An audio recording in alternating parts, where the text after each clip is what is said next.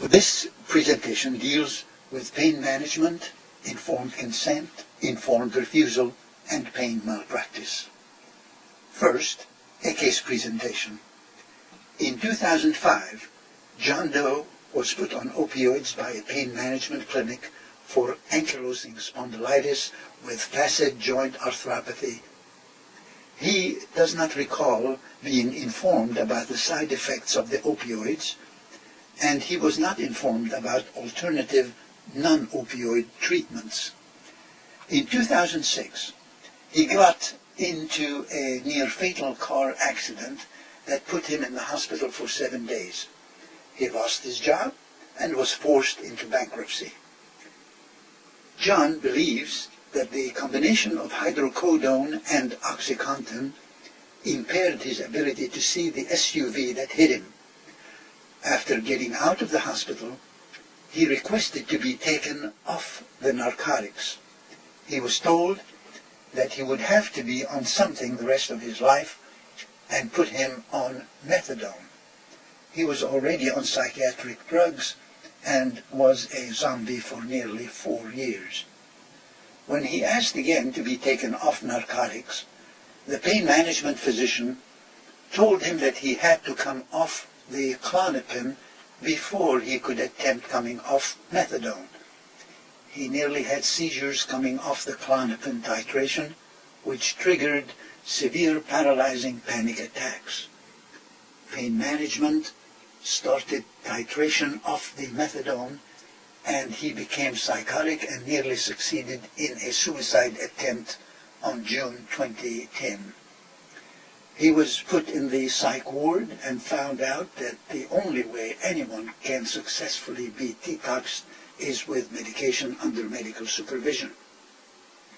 John thinks that the pain management did not inform him fully about the risks and side effects of the opioids, did not inform him about alternative treatments and overprescribed narcotics for his condition during a 5-year period without ever reviewing the necessity.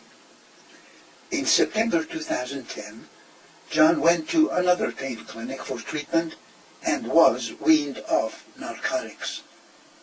Since he has been off narcotics, his back pain is being effectively controlled with a non-steroidal NSAID known for some time to be useful in his condition, and that was prescribed by a different physician. John states that he lost 5 years of his life, and he finds it paradoxical that on the one hand the pain management facility where he was initially treated had 3 pain clinics creating addicts, while on the other hand the facility ran a detox program. John would like to know if he can be successful in suing the pain management clinic for his narcotic addiction on the grounds of lack of fully informed consent and negligent mismanagement of his chronic pain for 5 years with opioids beginning in 2005, all by the same facility. The concept of informed consent originated in several cases at the beginning of the last century, with patients suing their physicians on a battery theory, claiming they never consented to the physical touching involved with the procedure. In 1914, Judge Benjamin Cardozo articulated, in the case of Schlondorf versus Society of New York Hospital, the standard that every person is vested with a right to control what shall be done to his own body, and stated that every human being of adult years and sound mind has a right to determine what shall be done with his own body. Thus, a physician who performs a procedure, treats a patient, or operates without the patient's consent commits an assault, unless extenuating circumstances exist, such as an emergency or the patient is unable to provide consent to a procedure. In 1957, the California Court of Appeals held in Salgo versus Leland Stanford Jr. University Board of Trustees that a physician must disclose in good faith all facts relevant to the patient's decision. physicians violate their duty to their patients and subject themselves to liability if they withhold any facts which are necessary to form the basis of an intelligent consent by the patients to the proposed treatment. Likewise, physicians may not minimize the known dangers of a procedure or operation in order to induce their patients' consent. In 1972, in the case of Cobbs versus Grant, the Supreme Court of California moved away from the battery theory of informed consent to an action based in negligence. The court stated, the battery theory should be reserved for those circumstances when a doctor performs an operation to which the plaintiff has not consented. When the patient gives permission to perform one type of treatment and the doctor performs another, the requisite element of deliberate intent to deviate from the consent given is present. However, when the patient consents to a certain treatment and the doctor performs that treatment, but an undisclosed inherent complication with a low probability occurs, no intentional deviation from the consent given appears. Rather, the doctor, in obtaining consent, may have failed to meet his duty, care, and to disclose pertinent information. In that situation, the action should be pleaded in negligence. Furthermore, even if there is a minimal inherent risk to the procedure, the court held in Cobbs versus Grant that the physician is nonetheless required to explain fully the risks to the patient. Now let's turn to informed consent standards of disclosure. There are three distinct standards of disclosure that exist in informed consent.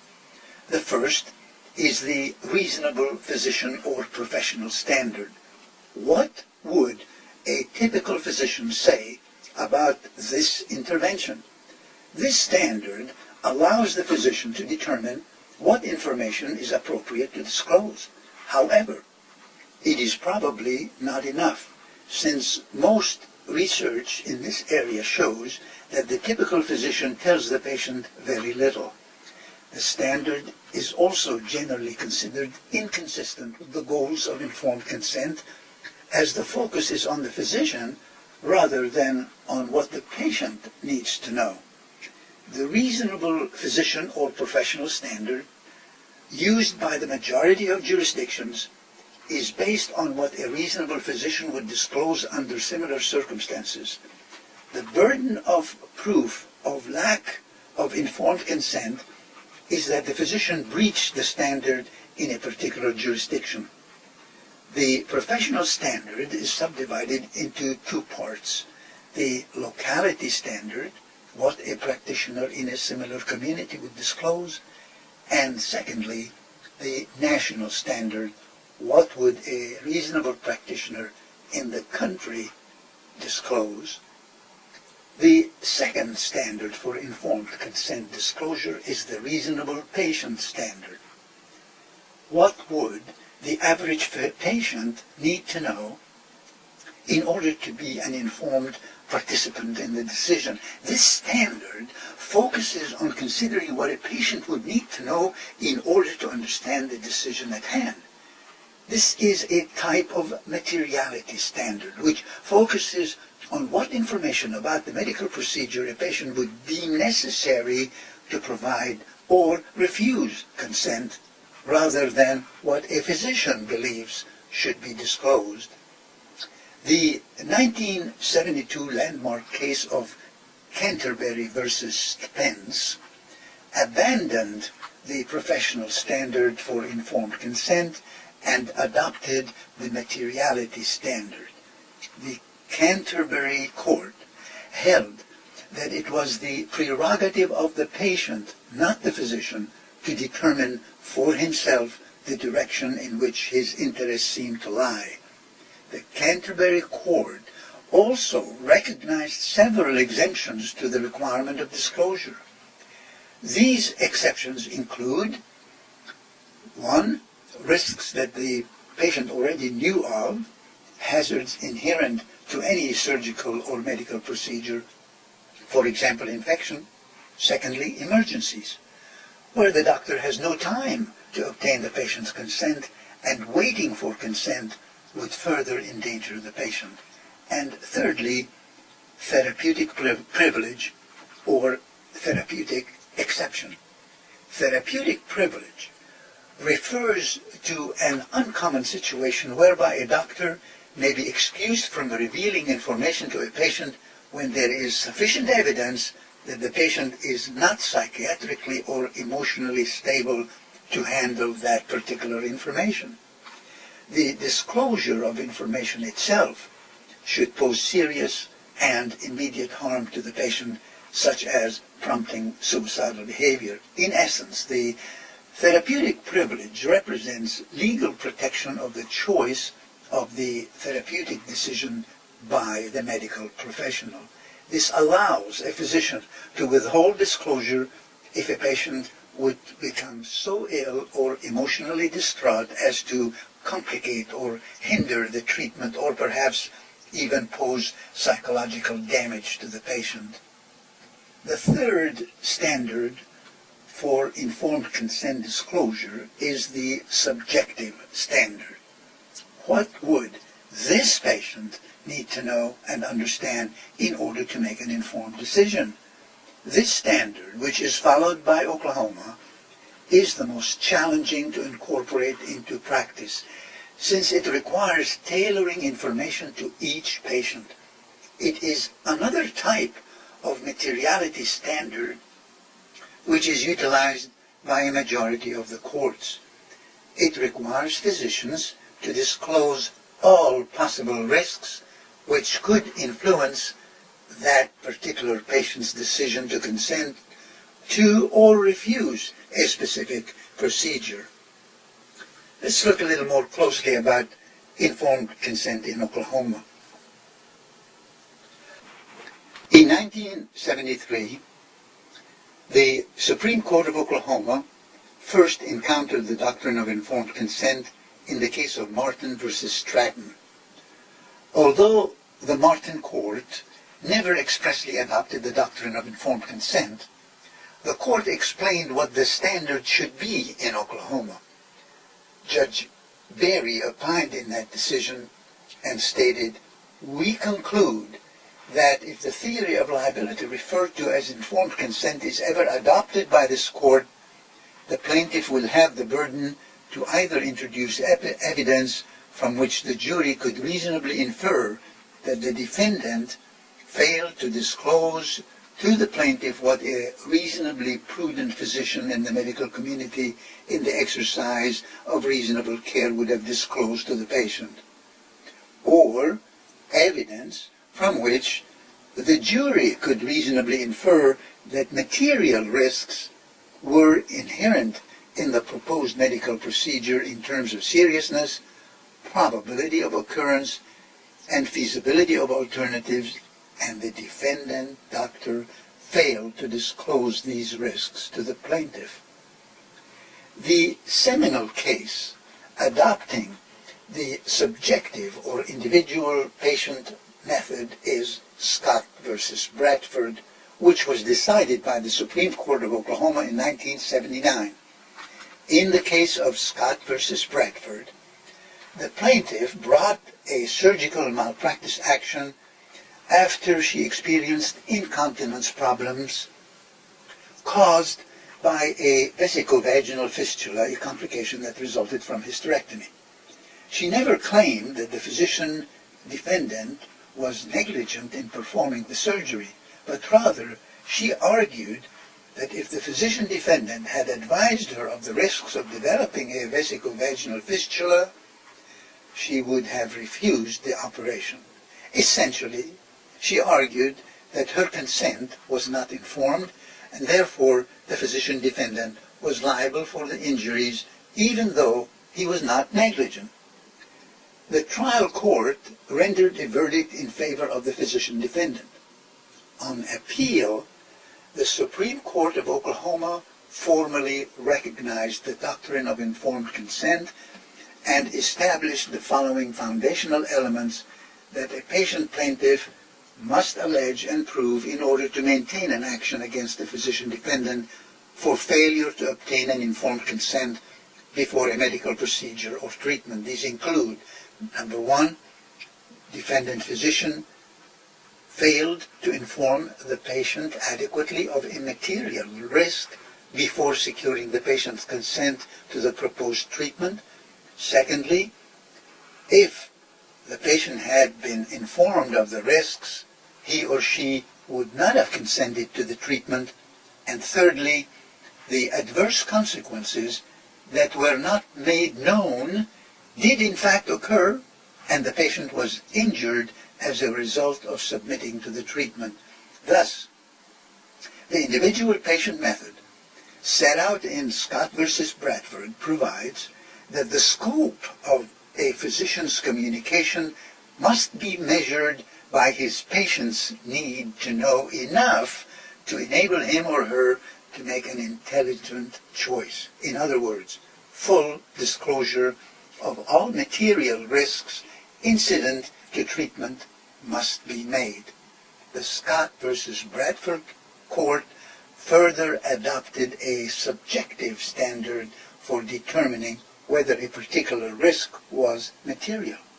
The court said that the materiality question is whether that particular patient would still have consented to the treatment if the specific risk had been disclosed, whether or not such choice would have been a reasonable choice.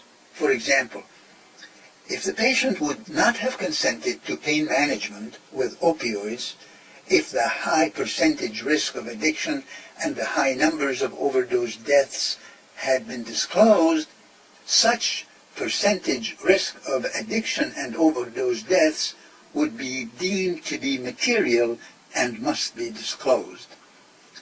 The health care provider is required to inform the patient of all possible risks of opioid and other pain management modalities that he or she might find relevant in consenting to the treatment. The physician must inform the patient of the pain treatment's risks to the extent that each individual, not necessarily a reasonable individual, would have needed to know before consenting. Critics of the Oklahoma standard rely on the patient's hindsight and 20/20 vision, which might be clouded by self-interest.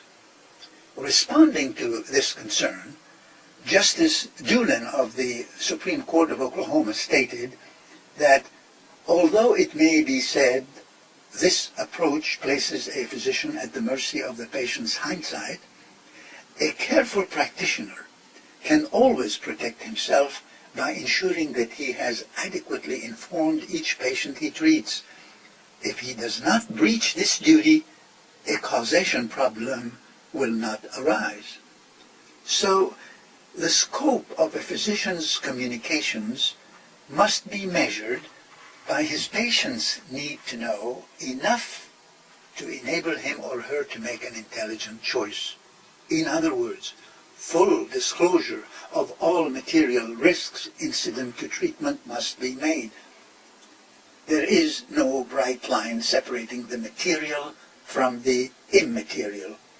It is a question of fact for the jury. A risk is material if it would be likely to affect the patient's decision. When non-disclosure of a particular risk is open to debate, the issue is for the finder of facts, the jury.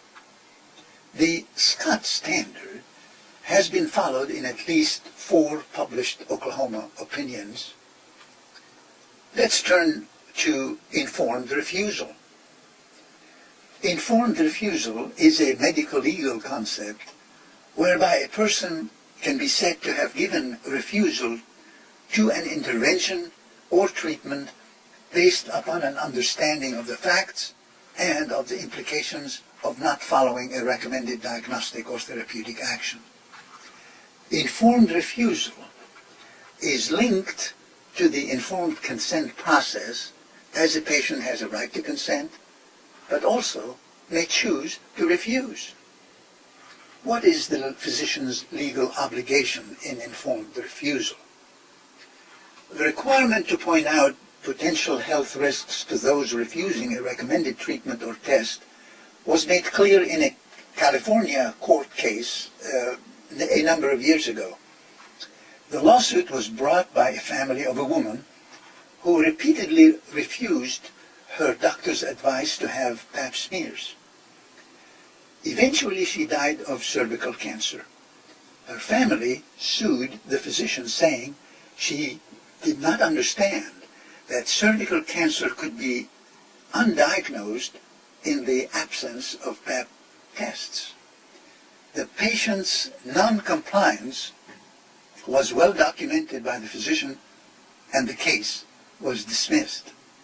In another case, Truman versus Thomas, the California Supreme Court held that physicians are responsible for making sure patients are aware of all significant risks that could result from non-compliance. In Truman, the court reviewed the patient's right to refuse treatment and the physician's corresponding duty of care as follows.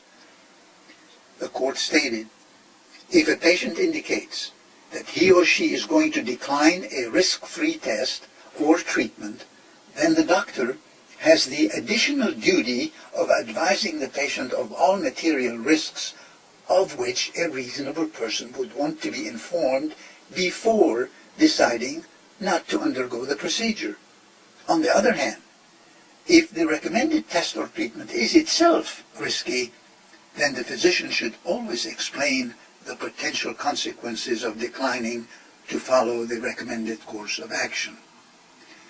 The physician's obligation in this regard applies equally to all tests and procedures, from simple, common ones, to the most complex and unusual. It also applies to a recommendation that patients see a specialist. Physicians must inform patients of the possible consequences of not getting a consultation. Documentation in a patient's medical record should include the following. First, a notation about the information that the physician gave to the patient concerning the condition and the proposed treatment or test. Reasons for the treatment or test should be noted. Second, a notation that the patient was advised of the possible risks and consequences, including loss of life or limb if applicable, of failing to undergo treatment or a test. Third, a notation about the physician's referral of the patient to a specialist, including the reasons for the referral and possible risks of not seeing the specialist. Also, the doctor should note any attempts to contact the patient after the referral to a specialist. Finally, a notation about the patient's refusal of the patient's treatment or testing plan or advice. This should include the patient's signature on the refusal of treatment form. Although such forms are optional, they offer physicians the strongest protection against claims of a lack of informed consent. Thus, make sure an independent witness is present when the patient signs the form. Now let's turn to physician's duty to inform about pain management options, alternatives, and risks. Upon accepting a patient with pain, the physician undertakes to not only diagnose and treat, but also to educate and fully inform the patient about the patient management options, including alternative therapeutic modalities, and those include lifestyle changes, rehabilitative therapies, complementary, alternative, and integrative medicine therapies, non-opioid conventional drug therapies, adjuvant analgesics, opioid drug therapies, psychiatric, psychological therapies, anesthesiological therapies, neurostimulatory therapies, surgical therapies. What about litigation involving opioids? The risks of opioids have increasingly been reported in the medical literature. OxyContin, for example, has additive properties at the high doses. Methadone is being prescribed more often for analgesia because it is cheaper and can provide longer analgesia than the short half-life opioids. But the long half-life of methadone poses a risk, especially when an unwary doctor fails to consider the greater risk to the patient, particularly during the first week of treatment with methadone. Actionable injuries from over-prescribing of opioids include primarily addiction and death.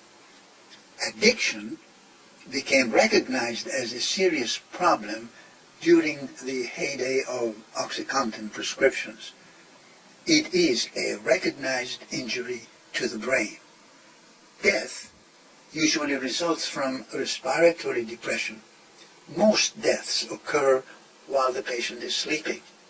The opioids depress the brain stem's actions to the point that the brain stem stops signaling the body to breathe when carbon dioxide levels increase. Once breathing stops, the brain swells, the lungs may become congested, and the patient dies from lack of oxygen. What are some of the basic characteristics of opioids that we must consider? These include 3: tolerance, equianalgesia, and elimination half-life. Lawyers look at all these 3. An understanding of these 3 characteristics is important to liability and legal causation. Let's look at tolerance.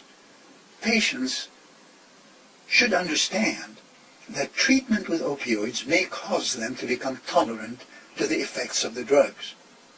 This means that more and more opiates will be needed to provide the same level of pain relief to the patient.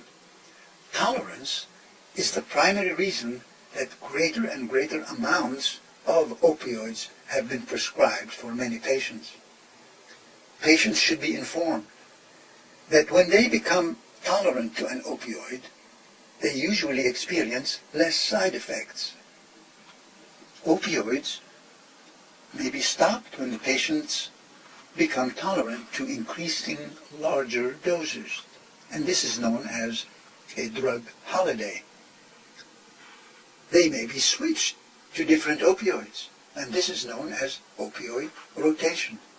Switching to a different opioid may create a problem because opioids are not completely cross-tolerant. The patient who develops tolerance to the oxycodone in OxyContin is not likely to be completely tolerant to methadone. Incomplete cross-tolerance is the result of the different chemical makeup of the various opioids, and the patients should know that different opioids act on different opioid receptors and in different ways. Their pharmacodynamics are different, and therefore, when the patient is switched to a different opioid, he or she may experience serious side effects such as respiratory depression that the patient did not experience on the prior opioid. What about equianalgesia? Patients should be informed that just as not all opioids provide complete cross-tolerance to other opioids, not all opioids have the same potency. And methadone is always considered more potent than morphine, and less methadone needs to be administered to obtain the same pain relief provided by morphine. And finally, about elimination half-life. The elimination half-life is the length of time that occurs from point of administration to the point when a drug's plasma concentration is reduced by 50%. The elimination half-life should be distinguished from the analgesic half-life, which pertains to the amount of time that analgesia is provided by a drug. The difference in the elimination half-lives of the various opioids is important because the side effects may be dependent on the elimination half-life rather than the analgesic half-life. Patients should be informed that the risk of an adverse event can remain even after the analgesic qualities have stopped. Different opioids stay in the human body longer than others. They are metabolized differently. Their pharmacokinetics are different. There are short half-life opioids and long half-life opioids.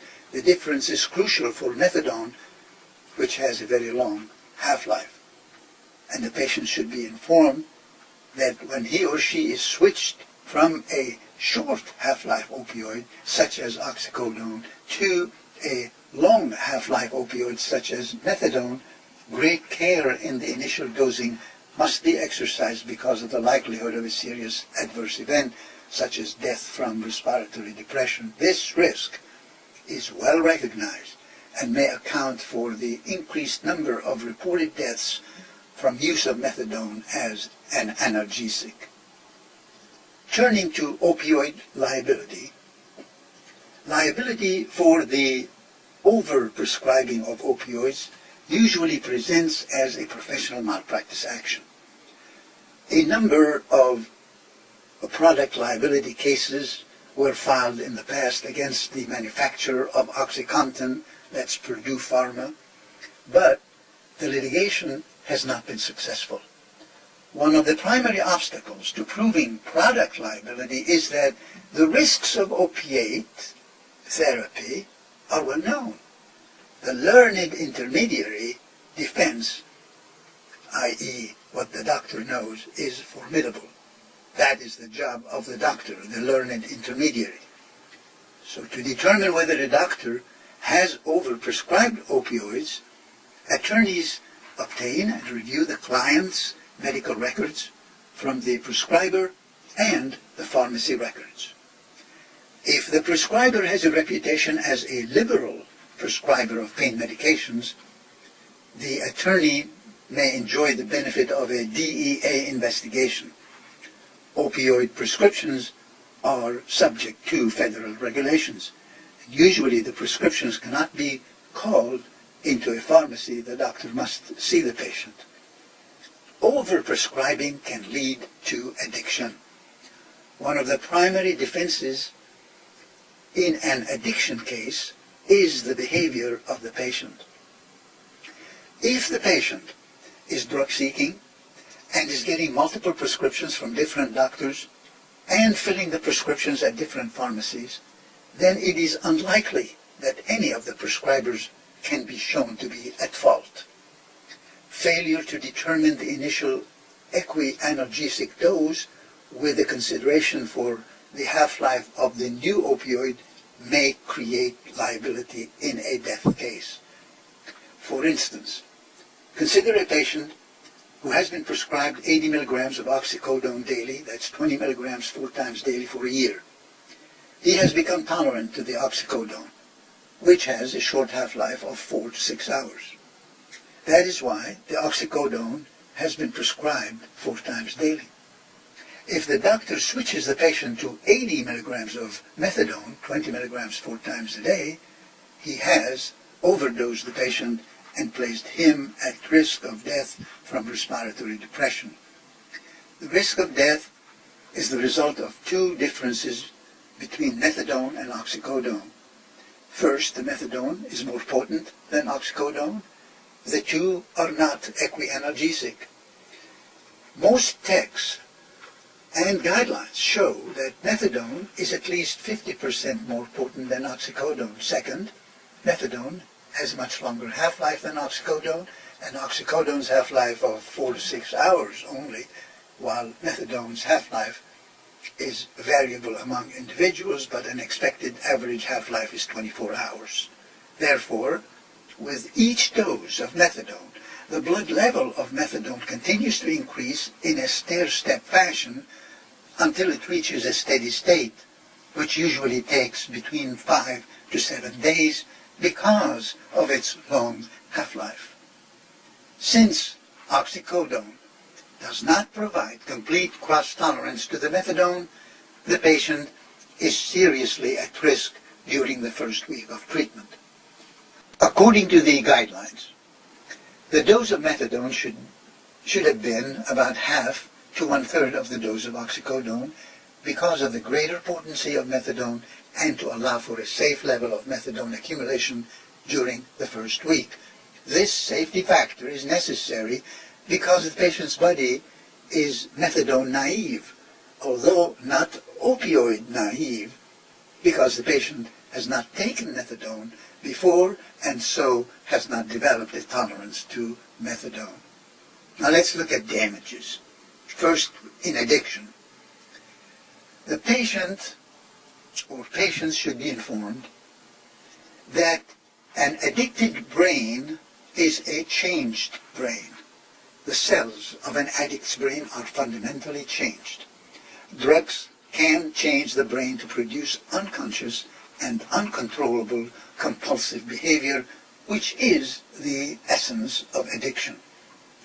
Addiction as a disease of the brain disrupts a person's mechanisms responsible for generating, modulating, and controlling cognitive, emotional, and social behavior.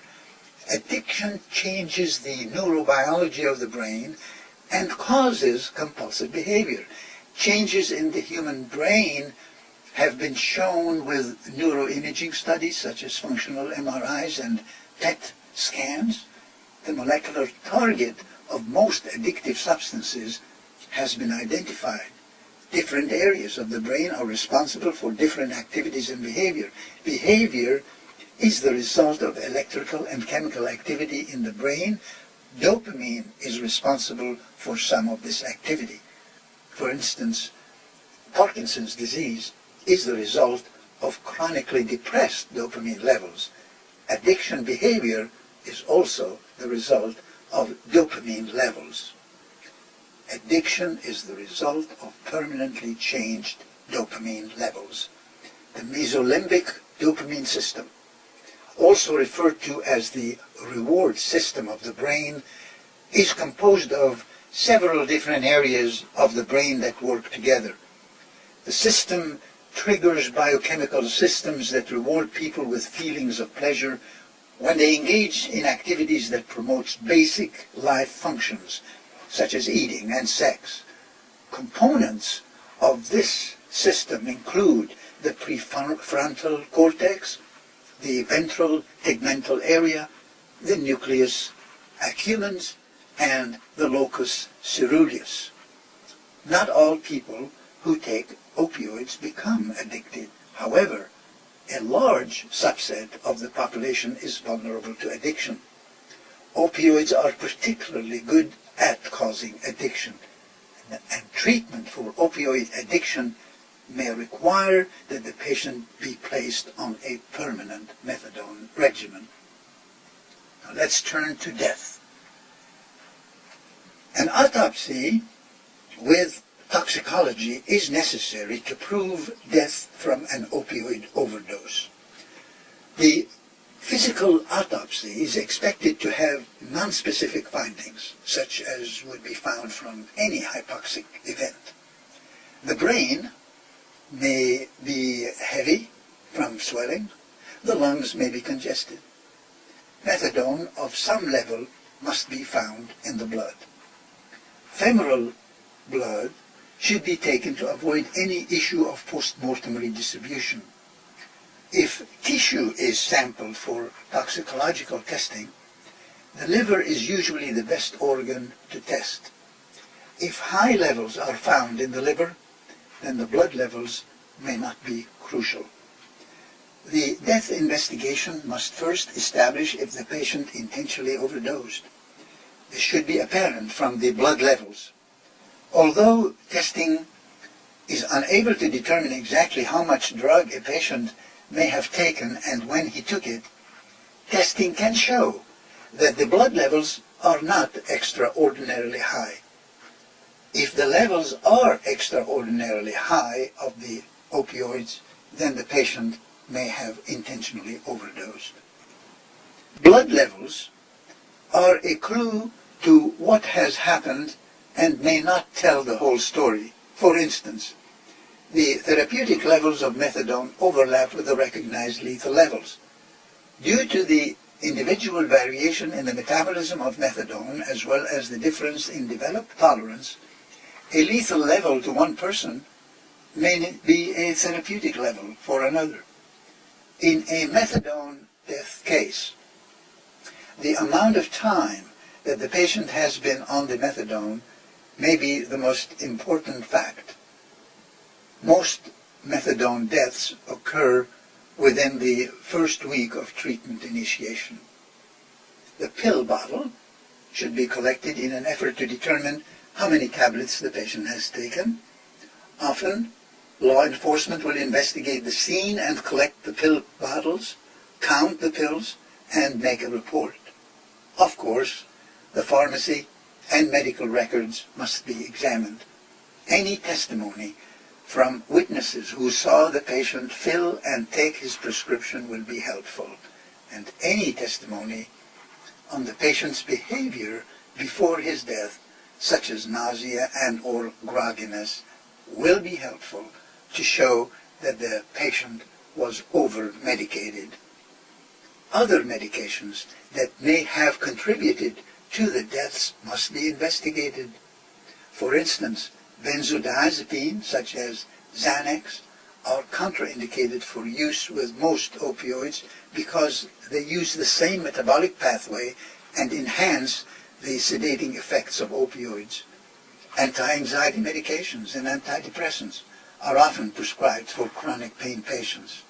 So the defense attorney may base the cause of death on an adverse drug reaction with any other drugs that the patient was taking at the same time as his or her death. Thank you.